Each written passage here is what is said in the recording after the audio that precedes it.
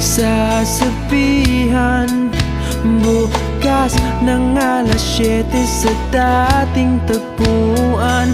Buo ang araw ko, marinig ko lang ang mga himig mo.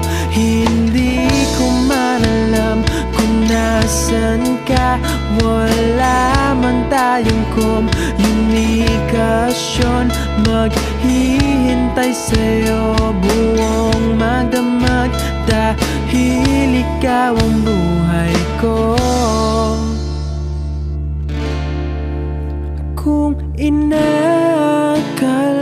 mo ng pag-ibig ko'y magbabago, itaga mo sa bato.